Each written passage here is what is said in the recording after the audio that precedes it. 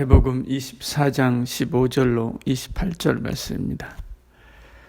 그러므로 너희가 선지자 다니엘이 말한 바 멸망에 가증한 것이 거룩한 곳에 선 것을 보거든 읽는 자는 깨달을진저 그때 유대에 있는 자들은 산으로 도망할지어다. 지붕 위에 있는 자는 집 안에 있는 물건을 가지러 내려가지 말며 밭에 있는 자는 겉옷을 가지러 뒤를 돌이키지 말지어다. 그 날에는 아이벤 자들과 젖 먹이는 자들에게 화가 있으리로다. 너희가 도망하는 일이 겨울에나 안식일에 되지 않도록 기도하라. 이는 그때에 큰 환난이 있겠음이라.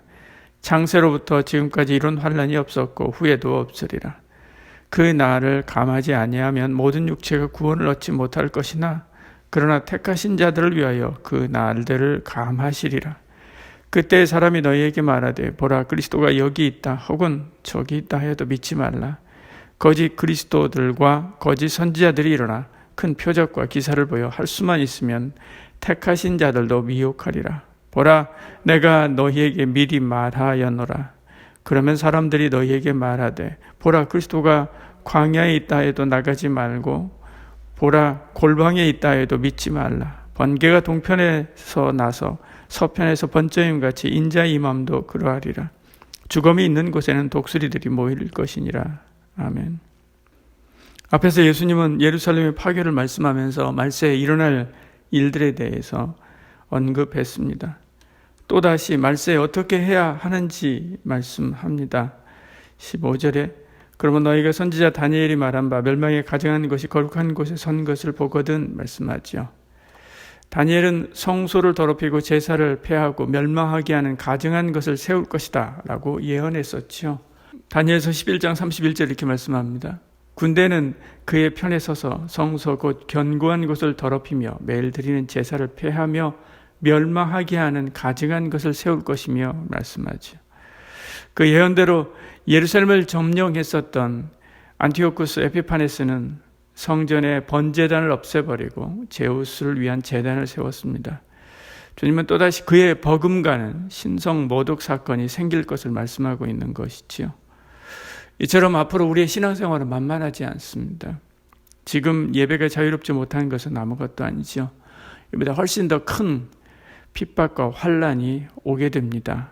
믿음을 견고하게 세우고 바로 있지 않으면, 깨어있지 않으면 결코 그 환난과 핍박 가운데서 견디지 못할 것입니다. 16절부터 20절 말씀합니다. 그때에는 피하라 라고 말씀하죠. 그때 유대에 있는 자들은 산으로 도망할지어다. 지붕 위에 있는 자는 집 안에 있는 물건을 가지러 내려가지 말며 밭에 있는 자는 겉옷을 가지러 뒤로 돌이키지 말지어다.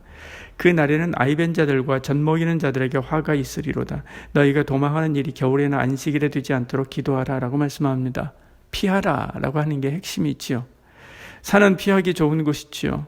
집에 물건을 가지러 갈 생각도 하지 말고 황급하게 피하라는 것입니다. 그때 임신한 사람과 어린아이가 있는 가정은 힘들 것입니다. 이런 일이 날씨가 험할 때나 주일에 일어나지 않도록 우리는 기도해야 하지요. 핵심은 황급하게 피하라는 것입니다. 다른 것에 미련 두지 말고 피하라고 할 때 분명하게 피해야 된다는 말씀하는 거죠. 예루살렘이 파괴될 때 로마 군대가 수많은 유대인들을 죽였습니다. 역사가 요세푸스는 당시에 현장에 있었던 요세푸스는 110만 명의 사람들이 죽었다라고 이야기를 합니다.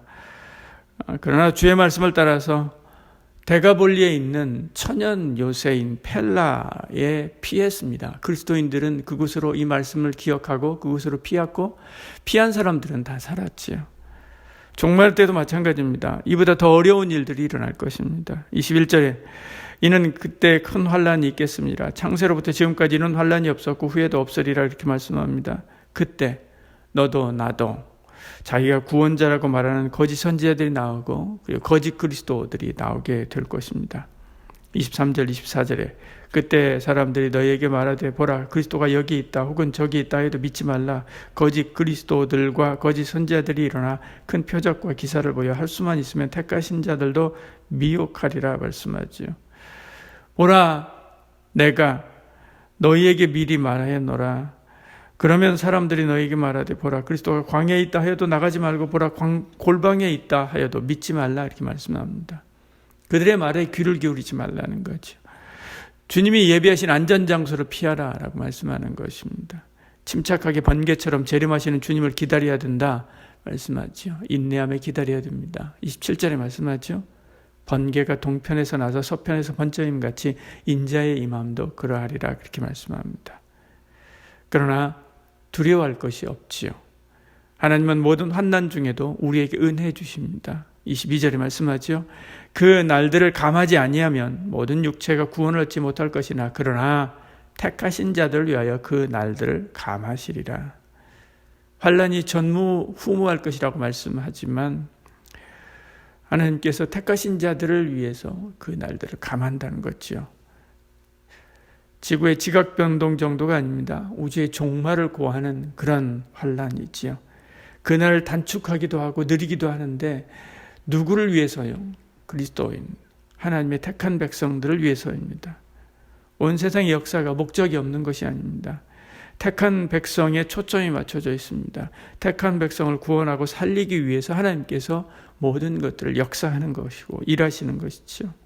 오늘 내가 당한 환난과 어려움도 마찬가지입니다. 그 이면에는 하나님의 섭리와 하나님의 도우심이 있다는 사실을 믿으시기를 바랍니다. 오늘도 그 크신 하나님의 섭리의 손길 안에서 모든 삶을 맡기고 그리고 주를 따르는 저와 여러분 되시기를 축복합니다. 기도하겠습니다. 사랑이 많으신 우리 하나님, 주께 피합니다. 주의 말씀으로 피합니다.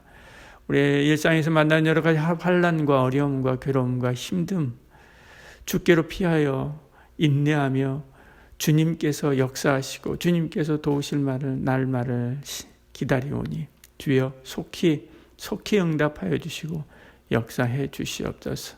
종말에 올 여러 가지 큰 환난과 어려움들, 이 일들 또한 남의 일이 아니라 내가 닥칠지도 모르는, 내게 있을지도 있는 그런 일임을 기억하고 오늘도 믿음을 견고히 세우고 주만 바라보며 견디며 인내하며 하나님 앞에서의 삶을 살기를 원하오니 주여 우리를 붙잡아 주시고 이끌어 주시옵소서. 하루의 모든 일과와 일상도 주님께 맡깁니다. 이번 한 주간의 모든 일과도 주님께 맡기고 인도함을 따르겠습니다. 주여 우리를 선하신 주의 뜻 가운데로 인도해 주시고 복된 길로 인도하여 주시옵소서. 예수님 이름으로 기도드리옵나이다. 아멘.